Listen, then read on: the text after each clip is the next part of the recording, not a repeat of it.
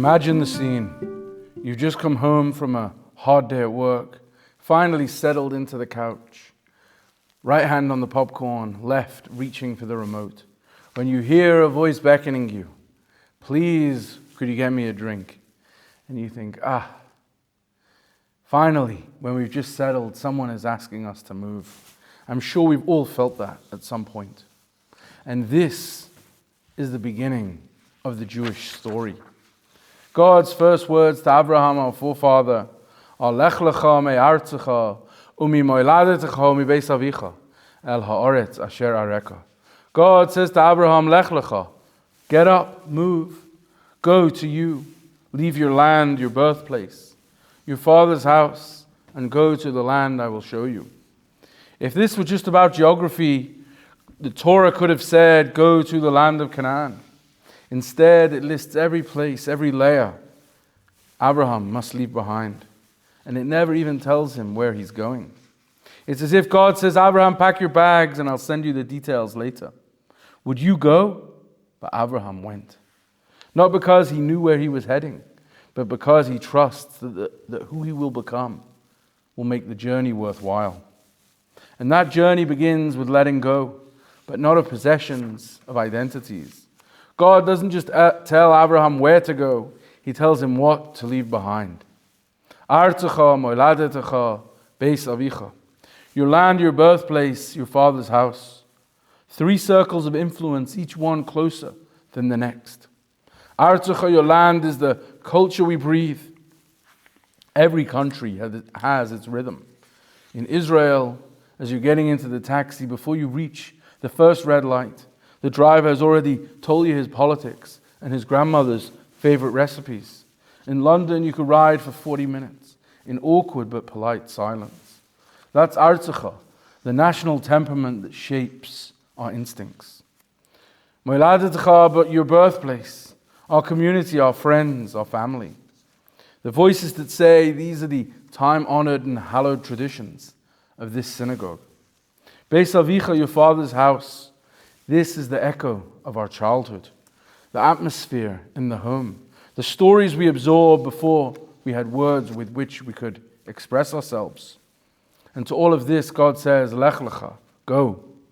If you want to grow, you have to know what's been shaping you so that you can choose what to take with and what to leave behind. The Baal Shem Tov, the founder of the Chassidic movement, taught that those 3 aren't only external influences, they're inner ones. Inside each of us, there's an artzecha, our instincts and desires. Mo'ladetecha, our emotions and attachments. And the beis avicha, our wisdom, our inherited patterns of thought. Most of the time, that's who we think we are. Our reactions, our mood, our past. But are we really? If we take away the instinct, the emotion, even the narrative we build around ourselves, what's left? Who am I when I'm not doing, not reacting, not performing? I'm simply present in the quiet space between my thoughts. That question, uncomfortable, searching, deeply human, is the beginning of Lech Lecha. Modern neuroscience gives us a language that mirrors this insight. The amygdala, the tiny alarm bell, shouting danger before we've even worked out what's happening. Someone cuts us off in traffic. Someone rolls their eyes at us. The alarm is already going. Then comes the limbic system, the emotional brain that connects, that remembers, that loves, and occasionally turns a small disagreement into World War III. Then the prefrontal cortex, the planner, the thinker, the voice of reason. Except sometimes it's so busy being reasonable that it forgets to feel.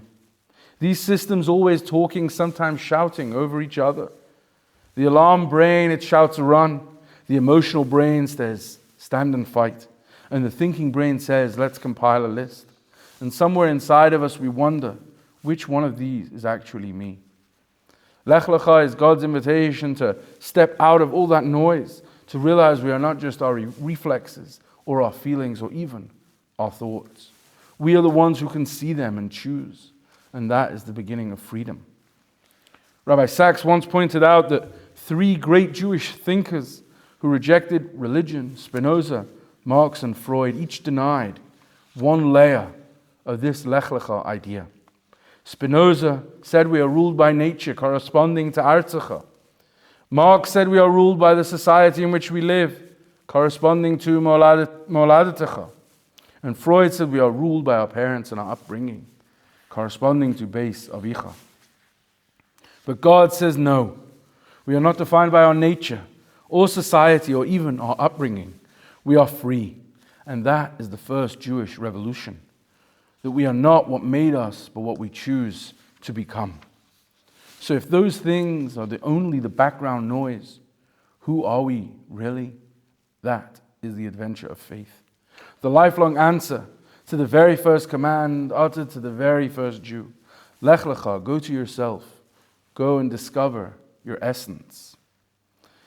There's a remarkable place in Cholon, Israel, called Dialogue in the Dark, sometimes known as the Blind Museum. Sighted visitors are led through rooms of complete darkness by guides who are blind themselves. You can't see your own hands, you can't see the walls. You learn quickly to trust the voice of the person leading you. One visitor described it afterwards. Her guide, she said, was calm, confident, gentle, and somehow, even in the darkness, you could sense their light. She felt safe, guided, almost peaceful.